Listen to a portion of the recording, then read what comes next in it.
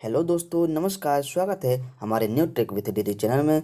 आज हम vision IAS की सेकेंड टेस्ट सीरीज का जो ये थर्ड पार्ट है, यानी कि ये जो लास्ट पार्ट है, ये आज अपन देखेंगे। और हर प्रश्न को हम पूरी डिटेल के साथ देखेंगे ताकि एक प्रश्न से कम 5 प्रश्न आप खुद बना सकें। और बीच बीच में हम ट्रिक्स भी देखेंगे ताकि आप किसी भी तरह से बोर ना हो सकें। तो चलिए आज का वीडियो स्टार्ट करते हैं। क्वेश्चन नंबर है 76। लोक प्रतिनिधित्व अधिनियम 1951 द्वारा निम्नलिखित में से किससे संबंधित प्रावधान नहीं किया गया है? ए है संसद सदस्यों की योग्यता, बी मतदाताओं की योग्यता, सी राजनीतिक दलों का पंजीकरण और डी है निर्वाचन संबंधी अपराध। तो सबसे पहले अपन देखते हैं कि तो इसमें आपको बताना है कि कौन सा सही है। तो अब देखते हैं अपन कि लोक प्रतिनिधित्व अधिनियम में क्या कहा गया है। लोक प्रतिनिधित्व अधिनियम में निर्वाचन से संबंधित सभी प्रावधान सम्मिलित नहीं है। फिर भी इससे जो लोक सभा है और विधानसभा, यानी जो जहाँ पे लोगों के द्वारा जो चुने हुए सदस्य आते हैं, यानी लोकसभा और विधानसभा के निर्वाचन हेतु निर्वाचन क्षेत्रों से जो निर्वाचन क्षेत्रों में सीटों के आवंटन के लिए परिसीमन का प्रावधान किया गया है। इस प्रकार अपन देखें तो कौन कौन सी परिसीमन यानी क्या क्या इसमें प्रावधान किया गया। तो पहला इसमें जो है संसद सदस्यों की योग्यता, बिल्कुल सही है। फिर दूसरा कह रहा है इसमें मतदाताओं की योग्यता, तो ये बिल्कुल गलत है। और जो तीसरा कह रहा है इसमें सी नंबर की राजनीतिक दलों का पंजीकरण, तो ये बिल्कुल सही है। और निर्वाचन संबंधी अपराध जो है ये भी बिल्कुल सही है। तो इसका जो गलत है वो है आंसर नंबर बी है। तो ये इसके लिए सही हो जाएगा, क्योंकि जो मतदाताओं की योग्यता है इसका जो वर्णन है वो जो अधिनियम है 1951 न करके 1950 में कहा गया है। इसके बारे में कि मतदाताओं की योग्यता के बारे में बताया गया है 1950 में।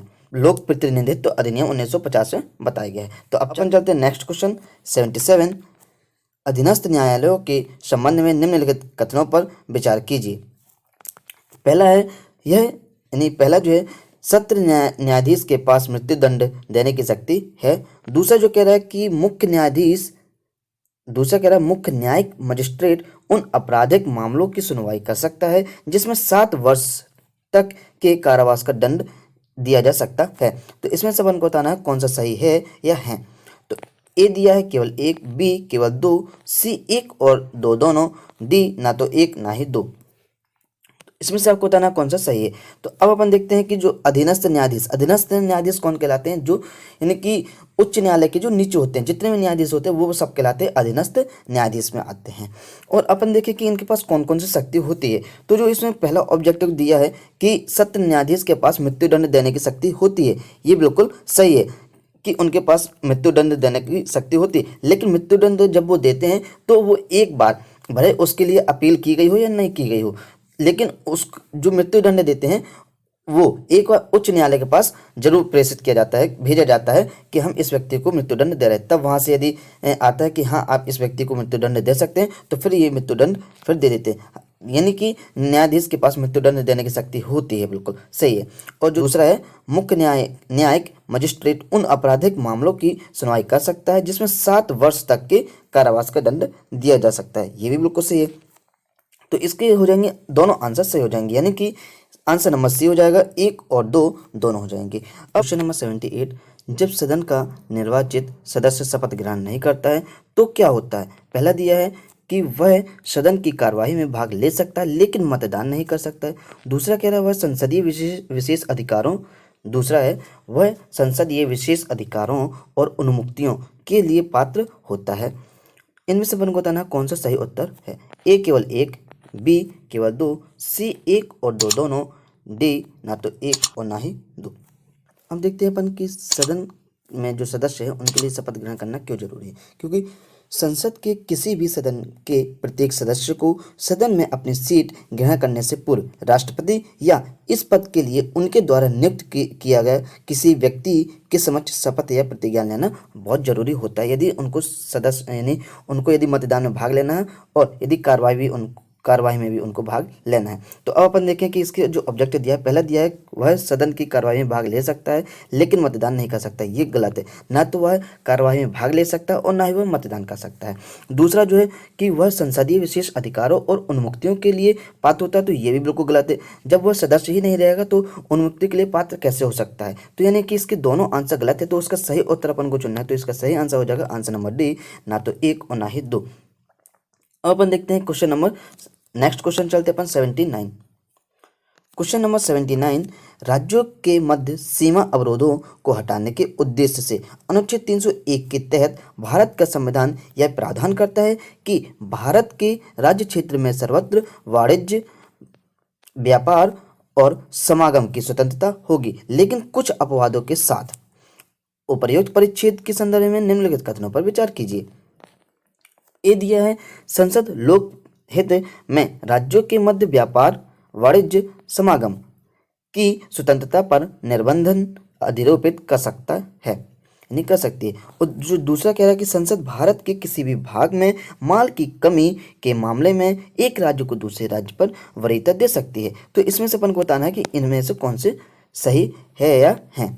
ए दिया है केवल 1, बी केवल 2, सी 1 और 2 दोनों, डी ना तो 1 और ना ही 2। तो अब अपन देखें कि जो अनुच्छेद 301 है ये क्या है। इसके बारे में कहा गया है कि अनुच्छेद 301 के तहत कहा गया है कि स्वतंत्रता स्वयं अन्य प्रावधानों द्वारा लगाए गए प्रतिबंधों को छोड़कर सभी प्रतिबंधों से स्वतंत्र है। यानी कि जो अन्य प्रावधान कौन कौन से अन्य प्रावधान के अंदर आते हैं, संविधान का जो भाग है 13 जो है उसके अनुच्छेद 302 से और 305 तक आते हैं। तो अब अपन देखते हैं कि जो इसमें ऑब्जेक्ट दिया है क्या दिया है। पहला दिया है कि संसद लोक हित में राज्यों के मध्य व्यापार, वाणिज्य, समागम की स्वतंत्रता पर निर्बंध और अधिरोपित कर सकती है। तो ये बिल्कुल इसका सही है। दूसरा जो दिया है ये अनुच्छेद 302 में किया गया है। जो पहला ऑब्जेक्टिव था ये 302 में कहा गया है, जबकि 303 में क्या कहा गया है, उसमें कहा गया है कि संसद जो है भारत के किसी भी भाग में माल की कमी के मामले में एक राज्य को दूसरे राज्य पर वरीयता दे सकती है। यानी कि ये दोनों सही हैं इसके। तो इसका सही आंसर हो जाएगा आंसर नंबर सी, 1 और 2 दोनों। अब अपन देखते हैं क्वेश्चन नंबर 80 कि निम्नलिखित में से कौन से युग्म सही ढंग से सुमेलित हैं। पहले दिए हैं और उद्देश्य दिया है, यानी कि मिशन और उसके बाद उद्देश्य क्या था उस मिशन का। पहला दिया है सागर मिशन, इसका उद्देश्य क्या है, भारतीय नौसेना विदेशों से भारतीय नागरिकों को वापस लाने हेतु। दूसरा जो दिया है ऑपरेशन समुद्र सेतु दिया है, हिंद महासागर क्षेत्र के देशों को चिकित्सीय सहायता हेतु है इसका उद्देश्य। जो तीसरा है वो दिया है कि ऑपरेशन वार्प स्पीड, इसका उद्देश्य क्या है, कोविड-19 के लिए वैक्सीन के विकास में तेजी लाने। तो इसमें अपन को देखना है इसका सही आंसर चुनिए। तो इसका सही आंसर ए है केवल 1 और 2, बी केवल 2 और 3, सी केवल 3 और डी दिया है 1, 2 और 3। तो अब अपन देखें कि इसमें से सही आंसर इसके क्या है। तो इसमें से आपको सही आंसर अपने बुक में लिखना है और आपको कमेंट में बताना है कि आपके कितने आंसर सही थे। अब अपन देखिए कि सागर मिशन के अंदर क्या कहा गया। सागर मिशन के अंदर हिंद महासागर क्षेत्र के देशों को चिकित्सीय सहायता हेतु कहा गया है, ना कि जो विदेश में जो भारतीय नागरिक है उनको वापस लाने के लिए कहा गया। तो इसलिए इसका सही आंसर हो जाएगा ये वाला हिंद महासागर। तो पहला वाला तो गलत हो गया। और दूसरा देखते हैं कि ऑपरेशन समुद्र सेतु किसके लिए है। तो समुद्र जो सेतु है ये है विदेशों से भारतीय नागरिकों को वापस लाने के लिए कहा गया है। तो यानी इसका ये वाला हो जाएगा। और जो ऑपरेशन वार्प दिया है स्पीड, तो इसमें कहा गया कि कोविड-19 के लिए वैक्सीन के विकास में तेजी लाने हेतु। तो यानी केवल और केवल तीसरा सही आंसर हो जाएगा। तो अब अपन देखें तो इसका सही आंसर अपना हो जाएगा आंसर नंबर सी हो जाएगा इसका, यानी केवल 3। तो अब अपन देखें कि इनको अपन ट्रिक से कैसे याद कर सकते हैं। देखिए जो सागर मिशन है इसको आप कैसे याद करेंगे। सागर मिशन, इसमें हमेशा आपको एक सागर शब्द जो मिलेगा। सागर किससे बनता है, सागर छोटे छोटे सागर से फिर बड़ा महासागर बन जाएगा, यानी हिंद महासागर क्षेत्र के लिए चिकित्सा सहायता के लिए है। तो सागर जैसे शब्द आएगा तो उससे आपको इससे बड़ा सागर ढूंढना है। सागर आएगा तो उससे बड़ा यानी महासागर, हिंद महासागर, तो इससे बिल्कुल नॉर्मल याद हो जाएगा।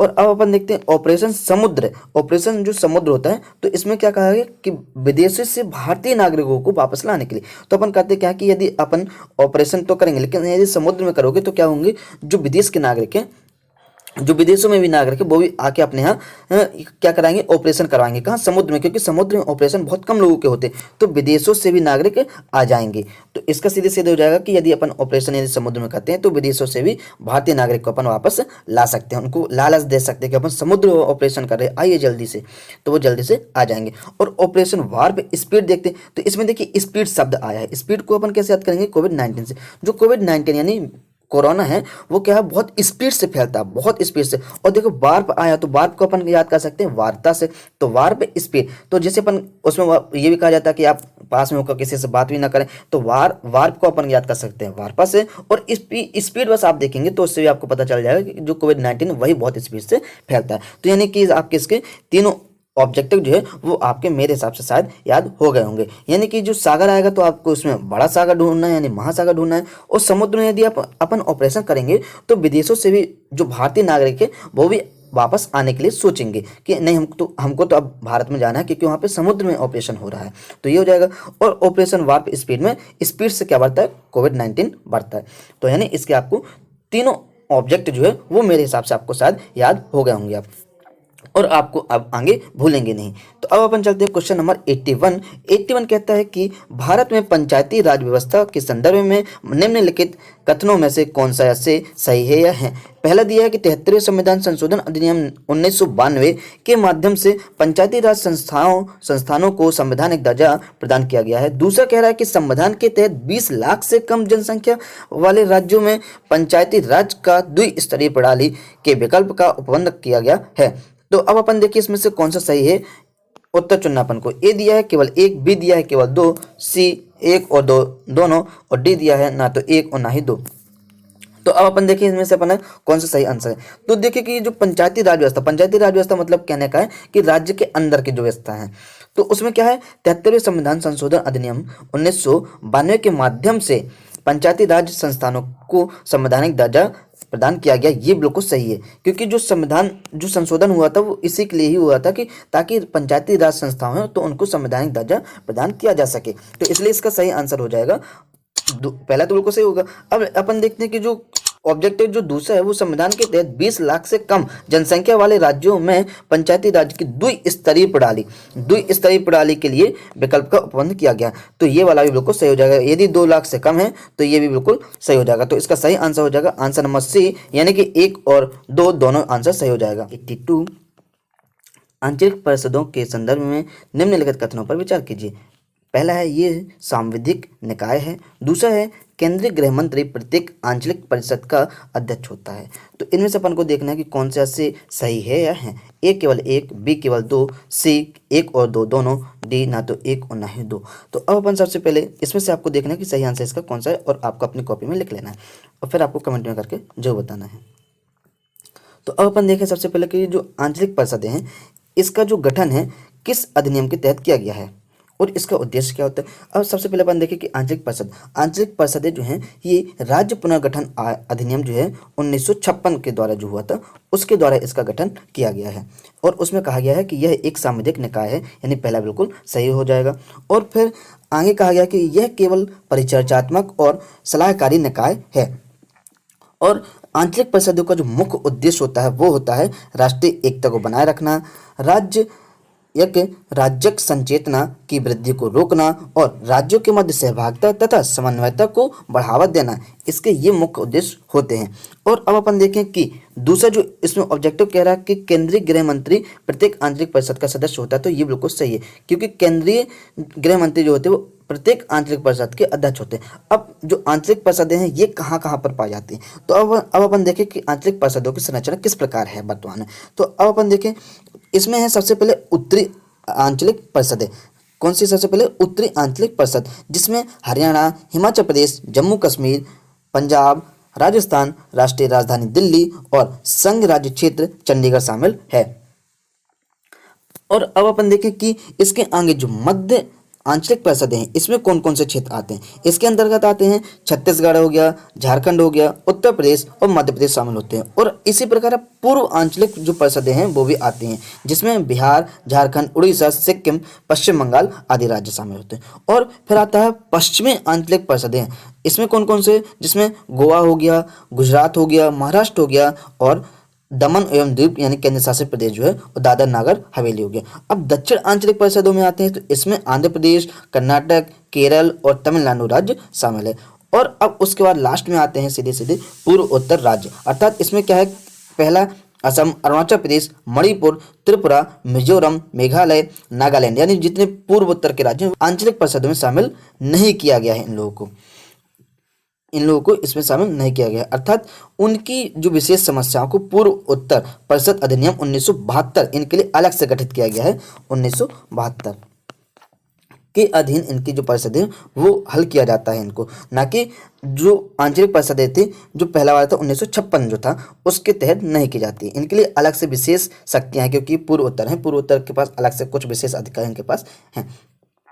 तो इसलिए इसमें जो इसका सही आंसर हो जाएंगे 1 और 2 दोनों हो जाएंगे, यानी कि आंसर नंबर सी हो जाएगा, 1 और 2 दोनों। अब 83 सदन के नेता के पद का उपबंध निम्नलिखित में से किसके तहत किया गया है? पहला संसदीय विधि, दूसरा प्रक्रिया और कार्य संचालन विषयक नियम, तीसरा है भारत का संविधान और डी है उपरोक्त में से कोई नहीं। यानी उपबंध जो है इसका क्या है? प्रक्रिया और कार्य संचालन विषयक नियम के तहत किया गया, यानी कि इसका सही आंसर तो हो जाएगा आंसर नंबर बी। तो इसका सही आंसर हो जाएगा आंसर नंबर बी, प्रक्रिया और कार्य संचालन विषयक नियम के तहत। अब अपन देखिए कि जो सदन का नेता है इसके पद का उपबंध क्यों किया गया है? लोकसभा की प्रक्रिया और कार्य संचालक नियमों के तहत प्रधानमंत्री को यदि वह लोकसभा का सदस्य हो अथवा प्रधानमंत्री द्वारा मनोनीत किसी मंत्री को जो लोकसभा का सदस्य हो सदन के नेता के रूप में उल्लेखित किया जाता है। यानी जो प्रधानमंत्री होते हैं वो मनोनीत करते हैं किनको? सदन के नेता को। अब इसी प्रकार राज्यसभा की प्रक्रिया होती है, उसमें भी प्रक्रिया और कार्य संचालक जो विषयक होते हैं नियमों के तहत राज्यसभा में भी एक सदन का नेता होता है, वह एक मंत्री और राज्यसभा का सदस्य होता है जिसे प्रधानमंत्री द्वारा भी मनोनीत किया जाता है। तो इसका यानी जो प्रक्रिया और कार्य संचालन है वो एकदम सही है, चाहे लोकसभा हो या राज्यसभा हो, दोनों में वह मनोनीत किया जाता है। किसके द्वारा? भारत के प्रधानमंत्री द्वारा किया जाता है। तो यानी इसका आंसर हो जाएगा आंसर नंबर बी।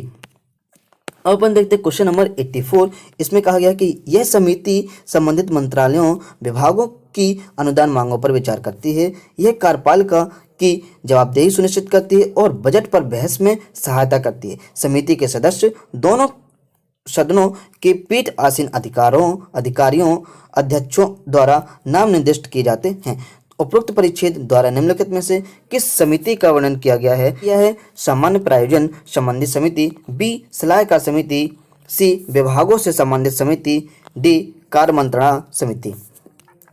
तो अब अपन देखिए कि जो पीठासीन अधिकारी यानी कि दोनों सदन लोकसभा और राज्यसभा में जो पीठासीन अधिकारी है यानी अध्यक्ष और सभापति जो हैं, तो उनके लिए जो नाम निर्दिष्ट किए जाते हैं जो वो किस में कहा जाता है, और जो बजट में जो बहस करते हैं उसके लिए और कार्यपालिका की जवाबदेही को सुनिश्चित भी करती है। तो इसके लिए जो वर्णन किया गया है वो कहा गया है कि विभागों से संबंधी स्थायी समिति, क्योंकि ये स्थायी रहेगी तभी तो वो बजट पर बहस करेगी 1 साल 2 साल 3 साल, यानी हमेशा उसके पास बजट से संबंधित मुख्य जो प्रावधान वो उनके पास शामिल होंगे। तो इसका यानी सही आंसर हो जाएगा आंसर नंबर सी, विभागों से संबंधित स्थायी समिति। क्वेश्चन नंबर 85, संघ राज्य वित्तीय संबंधों के संदर्भ में निम्नलिखित प्रश्नों पर विचार कीजिए। पहला दिया है कि राज्य के स्वामित्व वाले निगमों और कंपनियों की संपत्ति आय पर संघ द्वारा अधिरोपित नहीं किया जा सकता है। दूसरा दिया है राज्य के भीतर संघ की संपूर्ण संपत्ति राज्य कराधान के अधीन होती है। तो इसमें से अपन को बताना है कि कौन से इसमें सही है या है। पहला दिया है केवल 1, बी दिया है केवल 2, सी 1 और 2 दोनों, डी ना तो 1 ना ही 2। तो अब अपन देखें कि जो पहला दिया है कि संघ राज्य वित्तीय संबंध हो। तो इसके बारे में अपन देखते हैं कि एक राज्य के भीतर स्थानीय प्राधिकारियों की संपत्ति और आय को केंद्रीय कराधान से मुक्त नहीं किया जा सकता है। इसी प्रकार किसी राज्य के स्वामित्व वाले निगमों और कंपनियों की संपत्ति की जो आय है पर संघ द्वारा अधिरोपित नहीं किया जा सकता है, यानी इसका ये गलत है, जबकि इसमें किया जा सकता है, तो ये गलत हो जाएगा।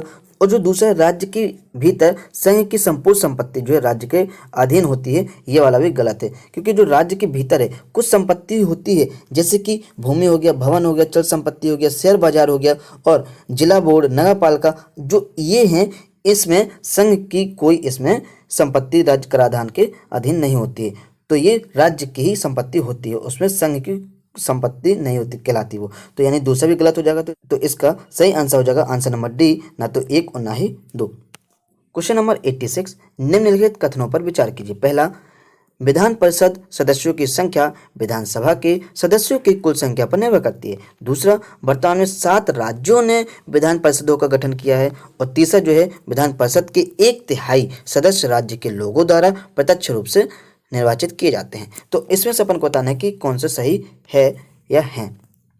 तो इसमें से बताना कौन सा सही है। ए केवल 1, बी केवल 1 और 2, सी केवल 3, डी केवल 2 और 3। तो अब अपन देखें कि जो विधान परिषद है, विधान परिषद के बारे में जो सदस्यों की संख्या विधानसभा के सदस्यों की कुल संख्या पर निर्भर करती है, ये एकदम बिल्कुल सही है, क्योंकि जो विधान परिषद है उसमें कम से कम 40 से तो कम होने नहीं चाहिए सदस्य, और लेकिन यदि अधिक होंगे तो वो विधानसभा के अनुसार होते हैं।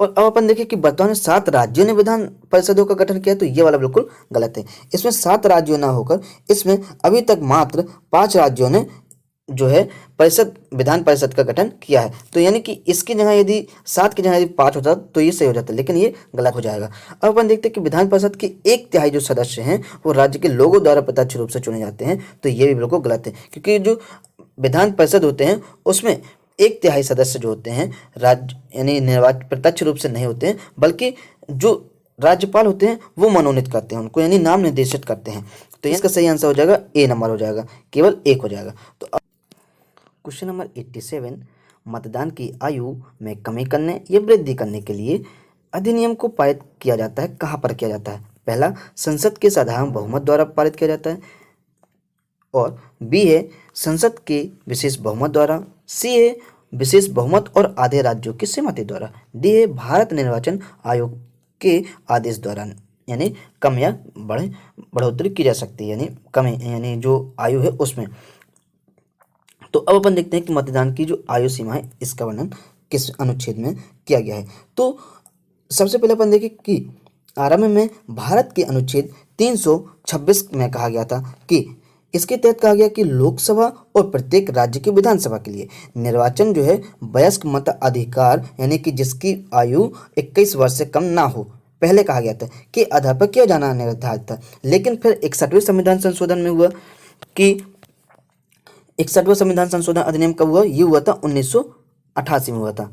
तो अब अपन इसको देखिए, याद करने की भी अपन ट्रिक देखेंगे। लेकिन इसमें कहा क्या गया था, इसके द्वारा ये किया गया कि जो आयु है उसको कम किया गया और सार्वभौमिक वयस्क मताधिकार जो है उनके रूप में अपनाया गया। तो इसमें जो आयु है फिर 18 वर्ष कर दी गई थी 21 वर्ष से 61वें संविधान संशोधन अधिनियम से, और इसमें कहा गया और फिर इसको क्या किया गया, एक संवैधानिक अधिकार भी प्रावधान यानी जो दिया गया, अधिकार दिया गया जो आयु की सीमा वाला है। तो अब अपने इसमें देखते हैं कि 21 से यानी 61वां जो संविधान है वो और 88 वर्ष।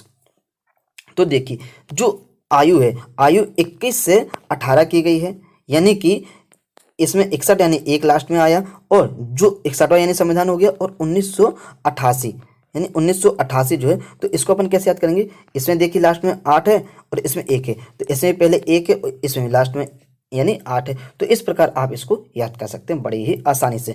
और यदि आप इन दोनों को जोड़ेंगे तो 8 हो जाएंगे, 6 2 8 हो जाएंगे।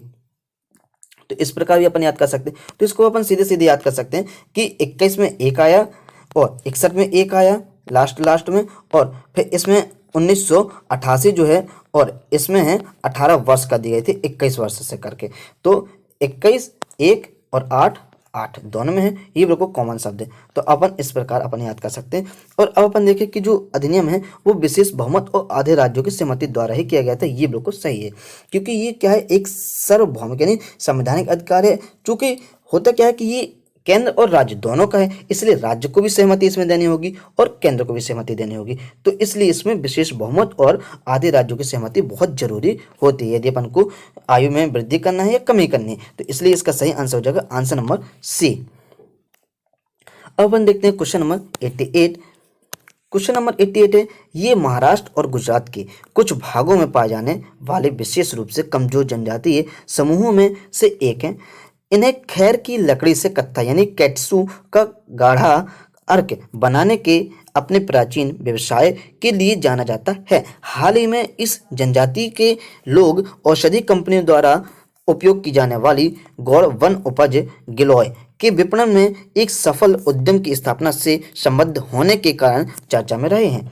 तो यानी इसमें किस जाति की बात कही गई है वो अपन को बताना है। तो इसमें ए दिया है मारिया गौड़, बी दिया है चैंचू, सी कोलम और डी कातकारी। जनजातीय समूह कैसे अपन पहचानेंगे कि ये जनजातीय समूह है। अब देखिए, जनजातीय समुदाय को प्रायः आदिम लक्षणों, विशिष्ट संस्कृति, भौगोलिक बिलगाव, बृहत्तर समुदाय, बृहत्तर यानी बहुत बड़ा जो समुदाय से संपर्क में संकोच करते हैं और पिछड़ेपन जैसे कुछ विशिष्ट संकेतों के रूप में अपन पहचान सकते हैं।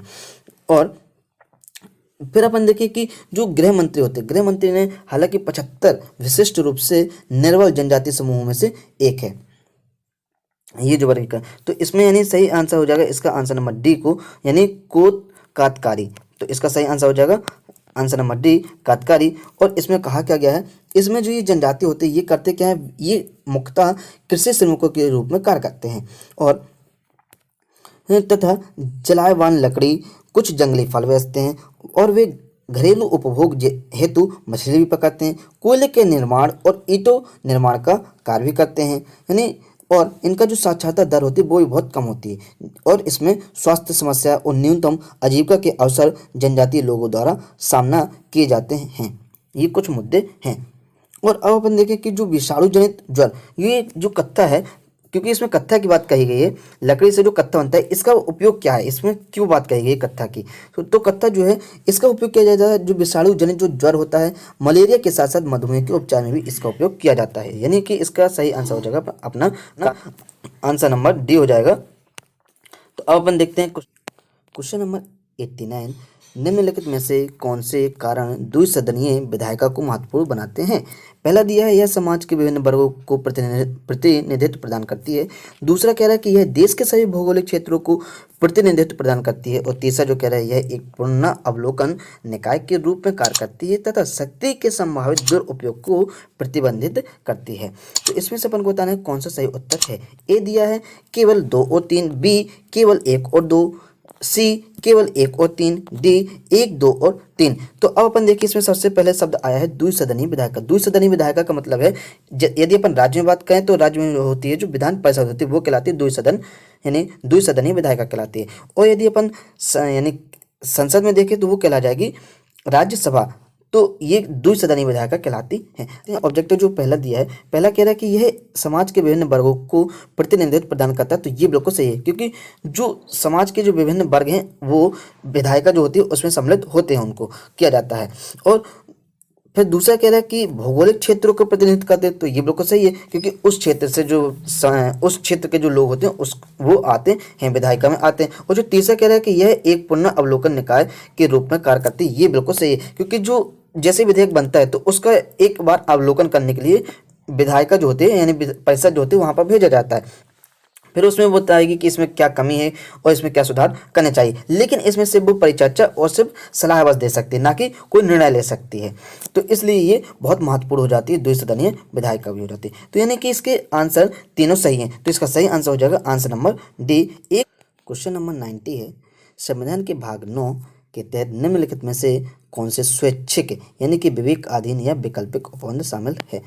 पहला दिया है कि सांसदों और विधायकों को उनके निर्वाचन क्षेत्रों के अंतर्गत आने वाली पंचायतों में प्रतिनिधित्व प्रदान करना है।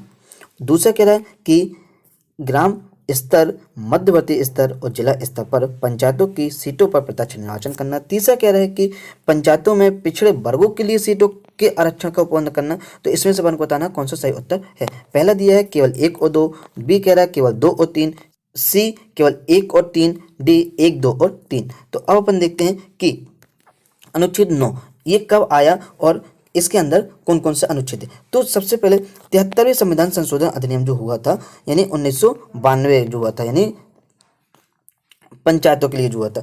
तो इसमें उपबंध किया गया है कि यह अनुच्छेद 243 के अनुच्छेद से लेकर 243 के ओ तक पंचायतों से संबंधित उपबंध करता है, क्योंकि 73वें संविधान जो हुआ था वो पंचायतों से ही संबंधित हुआ था। लेकिन इसके अंदर अनुच्छेद 243 से 243 के ओ तक पंचायतों के संबंध में कहा गया है। अब अपन देखें कि अनुच्छेद 9 में क्या क्या कहा गया है। इसमें कहा गया है कि संसद के जो दोनों सदन हैं यानी संसदों और विधायकों को निर्वाचन क्षेत्रों के अंतर्गत आने वाली पंचायतों में प्रतिनिधित्व प्रदान करना, ये बिल्कुल सही है।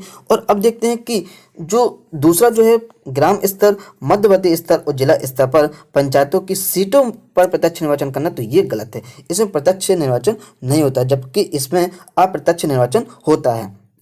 और अब अपन देखिए कि जो क्वेश्चन नंबर जो 3 वो कह रहा है कि पंचायतों में पिछड़े वर्गों के लिए सीटों के आरक्षण, तो ये भी बिल्कुल सही है। इसीलिए क्योंकि पंचायतों का जो है वो इसीलिए किया गया है ताकि पिछड़े वर्गों को थोड़ा सा आरक्षण मिल सके उसमें। तो इसके यानी पहला और तीसरा सही हो जाएगा, यानी कि इसका सही आंसर हो जाएगा आंसर नंबर सी यानी 1 और 3। क्वेश्चन नंबर 91, किसी राज्य की विधानसभा के विघटन होने पर निम्नलिखित में से कौन से विधेयक व्यापकगत नहीं होते हैं। इसमें देखिए नहीं होते हैं आया है। पहला दिया है ऐसा विधेयक जो विधान परिषद में लंबित है किंतु विधानसभा द्वारा उसे पारित नहीं किया गया है। फिर दूसरा कह रहा है कि ऐसा विधेयक जो विधानसभा में जो लंबित है, चाहे वह मूल रूप से विधानसभा में पुनः स्थापित किया गया हो या विधान परिषद द्वारा उसे प्रेषित किया गया हो। और जो तीसरा है वो कह रहा है कि ऐसा विधेयक जिसे विधायिका द्वारा पारित किया गया है किंतु राज्यपाल या राष्ट्रपति की स्वीकृति हेतु लंबित है। तो इसमें से अपन को बताना है कि इसका कौन सा आंसर सही है कि जो विघटन है इसके बारे में। जो एक स्थायी यानी कि एक स्थायी जो सदन है होने के कारण विधान परिषद कभी विघटित नहीं होती है, क्योंकि जो विधान परिषद होती है वो तो एक स्थायी सदस्य है, इसलिए वो कभी विघटित नहीं होती, जबकि विधानसभा विघटित हो जाती है। उसके बाद उसमें कहा गया कि केवल विधानसभा ही विघटित होती और विघटन में वर्तमान सदन का कार्यकाल जो समाप्त हो जाता है और आम चुनाव के पश्चात नए सदन का गठन भी होता है। और अब अपन देखें कि आगे क्या कहा गया। आगे कह रहा है कि विधानसभा में लंबित कोई विधेयक व्यापकगत हो जाता है, चाहे मूल रूप से वह विधानसभा में पुनः स्थापित किया गया हो या फिर उसे विधान परिषद द्वारा उसे प्रेषित किया गया हो। इसलिए जो इसका जो दूसरा कह रहा है कि पुनः स्थापित किया जाता है, ये इसका गलत हो जाएगा। और इसमें कहा क्या गया है कि सही उत्तर बताना है। तो इसमें क्या है कि ऐसा विधेयक जो विधान परिषद में लंबित है किंतु विधानसभा द्वारा इसे पारित नहीं किया गया है, ये बिल्कुल सही हो जाएगा। वहां पर लंबित है, लेकिन यदि विधानसभा नहीं पारित नहीं किया है तो ये तो वैसे व्यापकगत नहीं होगा। और जो तीसरा कह रहा है कि ऐसा विधेयक जिसे विधायिका द्वारा पारित किया गया है किंतु राज्यपाल या राष्ट्रपति की स्वीकृति से लंबित है, तो ये भी बिल्कुल सही। जब तक राज्यपाल या राष्ट्रपति की स्वीकृति नहीं होगी तब तक वो विधेयक जो अधिनियम नहीं बन पाएगा। व्यापकगत का मतलब है कि अधिनियम बनना, तो बिल्कुल नहीं बन पाएगा। तो यानी कि इसके सही आंसर हो जाएंगे 1 और 3। तो इसका सही आंसर हो जाएगा आंसर नंबर सी, केवल 1 और 3। अब अपन देखते हैं question number 92। Question number 92, Rajya Sabha के उपसभा अध्यक्षों की तालिका के संदर्भ में निम्नलिखित कथनों पर विचार कीजिए। पहला कह रहा है कि उपराष्ट्रपति सदन सदस्यों के मध्य से उपसभा अध्यक्षों की एक तालिका को नाम निर्दिष्ट करता है। दूसरा कह रहा है कि सभापति या उपसभापति का पद रिक्त होने पर उपसभा अध्यक्षों के पैनल का सदस्य जो है सदन की अध्यक्षता कर सकता है। तो इसमें से अपन को बताना है कि कौन सा सही है या है। तो ए दिया है कि केवल 1, बी दिया है केवल 2, सी 1 और 2 दोनों, डी ना तो 1 और ना ही 2। अब अपन देखें कि जो राज्य होता है, राज्यसभा के नियमों के तहत सभापति यानी कि राष्ट्रपति और राज्यसभा के सदस्यों के बीच से उपसभा अध्यक्षों के एक पैनल को नाम निर्देशित किया जाता है। इसलिए कथन जो है वो बिल्कुल सही हो जाएगा कि नाम निर्देशित किया जाता है, बिल्कुल सही हो जाएगा। और जो दूसरा कह रहा है कि पैनल का सदस्य सदन की अध्यक्षता कर सकता है, ये गलत है। यदि उपसभापति नहीं है सदस्य में, यदि उपसभापति या सभापति जो है यदि पद उनका पद रखते हैं तो वो जिनको नामित करेंगे वो इसकी सदस्यता का अध्यक्षता कर सकते हैं। और उस व्यक्ति को सभापति की जो उनको वेतन मिलते हैं, भत्ते मिलते हैं, वही पूरी सुविधाएं इनको भी मिलेंगी जो उसकी अध्यक्षता जब करेंगे। तो इसके यानी सही आंसर हो जाएगा केवल एक, यानी ए नंबर हो जाएगा इसका सही आंसर, क्योंकि दूसरा गलत है। क्वेश्चन नंबर 93, राज्यपाल द्वारा राष्ट्रपति के विचारार्थ विधेयक को आरक्षित करने के संदर्भ में निम्नलिखित कथनों पर विचार कीजिए। पहला है, यदि राष्ट्रपति विधेयक को राज्य विधायिका के पुनर्विचार हेतु वापस करता है तो उसे 6 माह के भीतर इस पर विचार करना होगा। दूसरा कह रहा है कि यदि राज्य विधायिका द्वारा विधेयक को संशोधन के साथ या बिना संशोधन के पुनः पारित किया जाता है और राष्ट्रपति के समक्ष प्रस्तुत किया जाता है तो विधेयक को स्वीकृति प्रदान करने के लिए बाध्य होते हैं जो राष्ट्रपति होते हैं। और तीसरा कह रहा है कि राज्यपाल द्वारा उस विधेयक को राष्ट्रपति के विचार हेतु आरक्षित करना अनिवार्य है जो राज्य के उच्च न्यायालय की स्थिति को खतरे में डालता है। तो अब अपन को बताना है इसमें से कौन सा सही है। तो अब अपन देखें कि ए दिया है केवल 2 और 3, बी केवल 1 और 3, सी केवल 1 और 2, डी 1, 2 और 3। तो देखिए कि राष्ट्रपति के पास तो सबसे पहले विशेष शक्ति होती है जो कि राज्यपाल के पास थोड़ी सी कम होती है, कि यदि उनके पास दोबारा पुनः विचार के यदि पुनः संशोधन या बिना संशोधन के यदि दोबारा आता है तो फिर राज्यपाल को यानी बाध्य हो जाते हैं, राज्यपाल बाध्य हो जाते हैं, ना कि राष्ट्रपति बाध्य होते हैं। तो यानी दूसरा वाला तो इसका बिल्कुल गलत हो जाएगा। लेकिन जो पहला दिया है, यदि राष्ट्रपति विधेयक को राज्य विधायिका के पुनः विचार हेतु वापस भेजते हैं तो 6 माह के भीतर इस पर विचार किया जाना चाहिए, ये बिल्कुल सही है। और जो तीसरा कह रहा है कि राज्यपाल द्वारा उस विधेयक को राष्ट्रपति के विचार हेतु आरक्षित करना अनिवार्य है जो राज्य के उच्च न्यायालय की स्थिति को खतरे में डालता है, ये बिल्कुल सही है। तो यानी इसके सही आंसर हो जाएंगे 1 और तीसरा। तो इसका सही आंसर हो जाएगा आंसर नंबर बी हो जाएगा, पहला और तीसरा। तो अब बन जाते संविधान के तहत पंचायतों के विघटन के संदर्भ में निम्नलिखित कथनों पर विचार कीजिए। पहला दिया है, भारत के संविधान में पंचायतों के विघटन के आधार पर विनिर्दिष्ट नहीं किया गया है। दूसरा कह रहा है कि किसी पंचायत की अवधि की समाप्ति के पूर्व उस पंचायत के विघटन पर गठित की गई नई पंचायत उस अवधि के केवल शेष भाग के लिए ही कार्यरत होगी। तो इसमें से अपन को बताना है कौन सा से सही है या है। ए केवल 1, बी केवल 2, सी 1 और 2 दोनों, डी ना तो 1 ना ही 2।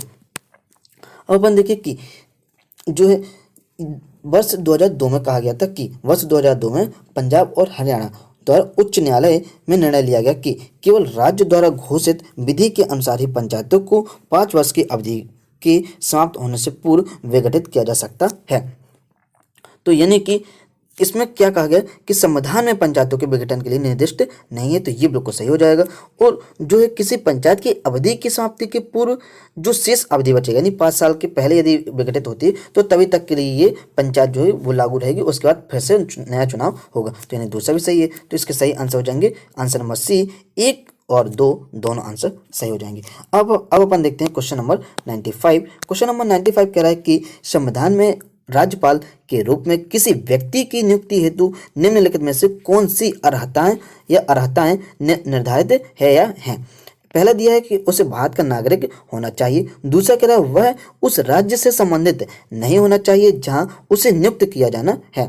और तीसरा कह रहा है कि वह 35 वर्ष की आयु पूर्ण कर चुका हो। इसमें अपन देखते हैं कि सही उत्तर कौन सा है। पहला दिया है, ए नंबर दिया है 1, 2 और 3, बी केवल 1 और 3, सी केवल 2 और 3, डी केवल 1। तो अब अपन देखें कि राज्यपाल के लिए जो अर्हताएं हैं वो अपन को इसमें कितनी अर्हताएं दी गई। तो यदि संविधान में देखें तो संविधान में मात्र 2 ही अर्हताएं दी गई। एक तो है कि उसे भारत का नागरिक होना चाहिए, दूसरा कहा गया है कि वह 35 वर्ष की आयु पूर्ण कर चुका हो। केवल 2 ही अर्हताएं कही गई, उसमें यह नहीं कहा गया कि राज्य से संबंधित नहीं होना चाहिए। तो ये वाला संविधान में कहा गया है क्योंकि, तो इसलिए ये गलत हो जाएगा। तो इसमें जो सही आंसर हो जाएगा, इसका सही आंसर हो जाएगा आंसर नंबर बी, 1 और 3 सही हो जाएगा। हालांकि अब कहा गया है बाद में, लेकिन जो अन्य परंपराएं हैं, यानी 2 और परंपराएं हैं, उसमें कहा गया है कि वह राज्य से यानी उस राज्य से संबंधित नहीं होना चाहिए जहां पर उनकी नियुक्ति की जानी है, यानी स्थानीय ताकि वो स्थानीय राजनीतिक से यानी जो मुद्दे हैं उससे मुक्त रहें। हालांकि कई मुद्दे में इसका उल्लंघन किया गया है, तो इसलिए इसका सही आंसर हो जाएगा आंसर नंबर बी, 1 और 3 हो जाएगा। तो तो अब अपन चलते क्वेश्चन नंबर 96। किसी राज्य के राज्यपाल के संदर्भ में निम्नलिखित कथनों में से कौन से सही है? यह है एक दिया है, वह ऐसे उपलब्धियों, भत्तों और विशेष अधिकारियों का पात्र होता है जो राज्य विधानमंडल द्वारा निर्धारित किए जाते हैं। दूसरा कह रहा है कि एक व्यक्ति जो एक से अधिक राज्यों के राज्यपाल के रूप में नियुक्त नहीं किया जा सकता है। और तीसरा कह रहा है कि संविधान में ऐसा कोई आधार नहीं है जिसके तहत किसी राज्यपाल को उसके पद से पदच्युत किया जा सके। इसमें से बताना कि अपन को कौन सा सही आंसर है। तो अब अपन देखते हैं कि जो राज्यपाल के लिए है, राज्यपाल के लिए कहा गया है कि उन्हें ऐसे उपलब्धियां और भत्ते विशेष अधिकार का पात्र होता है, लेकिन उन्हें राज्य विधानमंडल द्वारा निर्धारित नहीं किया गया है कि जो उनके भत्ते हैं विशेष अधिकार, यानी ये राज्यमंडल निर्धारित नहीं करता। ये निर्धारित करते हैं कि अपने यहाँ की जो संसद है उसके द्वारा निर्धारित किए जाते हैं कि इनको इतना पैसा है, इतना भत्ता और ये अधिकार इनको दिए जाएंगे। और जो दूसरा कह रहा है कि राज्यपाल के रूप में नियुक्त किया जाता है, यानी एक व्यक्ति को एक से अधिक राज्यों के राज्यपाल के रूप में नहीं नियुक्त किया जा सकता। तो ये बिल्कुल गलत है, क्योंकि जो सातवें संविधान जो संशोधन जो हुआ था उसमें कहा गया था कि राष्ट्रपति द्वारा एक ही व्यक्ति को 2 या 2 से अधिक राज्यों के जो राज्यपाल है उसमें इनको कहा जा सकता है। तो दूसरा वाला आंसर बिल्कुल गलत हो जाएगा। और जो तीसरा है कि संविधान में ऐसा कोई अधिकार नहीं है जिसके तहत किसी राज्यपाल को उसके पद से पदच्युत किया जा सके। तो ये बिल्कुल सही है। तो इसका आंसर नंबर हो जाएगा आंसर नंबर सी की केवल 3 सही हो जाएगा। हालांकि यदि राज्यपाल यदि चाहें तो वो अपना पद जो है त्यागने के लिए लिखित पत्र दे सकते हैं, राष्ट्रपति जी को दे सकते हैं। इस प्रकार वो अपना पद भी त्याग सकते हैं। अब अपन चलते क्वेश्चन नंबर 97। क्वेश्चन नंबर 97 है निम्नलिखित में से किस समिति ने जिला स्तर पर जिला परिषद के साथ उसके नीचे गांव के समूह वाली मंडल पंचायत के साथ 2 स्तरीय पंचायती राज व्यवस्था की सिफारिश की है? पहला दिया है बलवंत राय समिति, दूसरा दिया है थुंगन समिति और सी दिया है अशोक मेहता समिति, जबकि डी दिया है गाडगिल समिति। तो अब अपन देखिए कि जो द्विस्तरीय समिति ये कब आए थे? तो ये सन 1977 में आया था। किसकी अध्यक्षता में आया था? तो ये आया था अशोक मेहता की समिति में आया था। तो अब अपन देखें कि जो ये अशोक मेहता की समिति में आया था, यानी कि इसका आंसर तो हो जाएगा, सही आंसर हो जाएगा इसका आंसर नंबर सी, क्योंकि 2 स्तरीय जो आया था वो केवल अशोक मेहता समिति में ही आया था। और ये आया कब था? ये आया था 1977 में आया था। दिसंबर 1977 में किसके द्वारा लाया गया था? ये लाया गया था जनता पार्टी द्वारा लाया गया था अशोक मेहता की अध्यक्षता में, कि पंचायती राज संस्थानों एक समिति का गठन किया जाए। और इस समिति को जो अगस्त 1978 में जबकि यानी लाया गया था, सिफारिशें आई थी, इसकी रिपोर्ट सौंपी गई थी 1978 में रिपोर्ट सौंपी गई थी। और फिर हुआ क्या कि इसमें 132 सिफारिशें रखी गई थी, लेकिन जो ये सिफारिशें ये पूरी खारिज हो गई थी। इसलिए खारिज नहीं हुई थी हालांकि, लेकिन इसको पारित नहीं किया गया था क्योंकि जो जनता पार्टी वो ही यानी उसकी जो जनता पार्टी वो बदल चुकी थी, यानी जो पार्टी का जो दल है वो बदल गया था क्योंकि। और इसमें कहा गया था कि 15,000 से 20,000 की कुल जनसंख्या वाले गाँव के समूह वाली मंडल पंचायत वाली होनी चाहिए, वाली जो मंडल वो पंचायत उसमें होनी चाहिए। तो यानी अशोक मेहता के में कहा गया था। और अब अपन देखते हैं कि जो बलवंत, थुंगन और गाडगिल जो समिति, इसमें किसका उल्लेख किया गया? हालांकि इसमें पंचायती राज की व्यवस्था की गई, लेकिन 2 स्तरीय न करके त्रिस्तरीय पंचायती की व्यवस्था की गई थी। इसमें तीनों ने इसी त्रिस्तरीय पंचायतों जो है चुनाव उसके लिए उन्होंने कहा था, त्रिस्तरीय पंचायती राज की व्यवस्था के लिए सिफारिश की थी। अब अपन चलते क्वेश्चन नंबर 98। क्वेश्चन नंबर 98 है कि निम्नलिखित युगों पर विचार कीजिए। संघ एक में दिया है संघ राज्य क्षेत्र, दूसरा में दिया है क्षेत्रीय अधिकारिता के अधीन। अब इसमें दिया है एक दिया है अंडमान और निकोबार द्वीप समूह मद्रास उच्च न्यायालय, और दूसरा दिया है कि लक्षद्वीप जो है समूह वो किसके अधीन था? वो था केरल उच्च न्यायालय में है। और तीसरा दिया है कि दादर और नागर हवेली गुजरात उच्च न्यायालय के अधीन है। तो अब अपन देखें कि उपरोक्त कथन में से कौन सा ऐसे सही है? ए केवल 1 और 2, बी केवल 2, सी केवल 1 और 3, डी 1, 2 और 3। तो अब अपन देखें कि इनमें से कौन सा सही है। देखिए जो अंडमान और निकोबार द्वीप है ये मद्रास तो किसी कीमत में नहीं हो सकता, क्योंकि कहाँ अंडमान निकोबार द्वीप और कहाँ मद्रास है, तो ये दोनों बिल्कुल अलग अलग है, इसलिए ये बिल्कुल इसका गलत हो जाएगा। और अब इसमें जो दूसरा है कि लक्षद्वीप जो है समूह यानी केरल है, तो लक्षद्वीप देखिए और केरल बिल्कुल बगल बगल में बिल्कुल यानी सटे हुए हैं अधिकतर, तो ये वाला बिल्कुल सही हो जाएगा। और जो तीसरा दे रहा है कि दादर और नागर हवेली जो है वो गुजरात जो है, दादर नागर हवेली और दमन एंड दीव जो है गुजरात उच्च न्यायालय ना होकर इसमें है बॉम्बे उच्च न्यायालय है। तो ये वाला भी गलत हो जाएगा। जो अंडमान निकोबार द्वीप है वो मद्रास ना होकर इसमें कलकत्ता उच्च न्यायालय हो जाएगा। तो यानी दोनों गलत हो गए और पहला तीसरा गलत, यानी दूसरा बिल्कुल सही है। और इसमें अपन को बताना है सही उत्तर कौन सा है, तो केवल दूसरा, यानी कि आंसर नंबर इसका हो जाएगा आंसर नंबर बी हो जाएगा। अब अपन चलते हैं क्वेश्चन नंबर 99।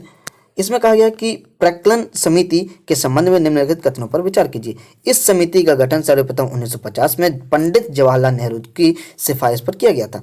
और दूसरा जो कह रहा है कि इसके सदस्य केवल लोकसभा से होते हैं, तो उपरोक्त में ऐसा अपन को सही बताना है कि कौन सा सही है या है। अब अपन देखें कि इनमें से कौन सा सही है या है।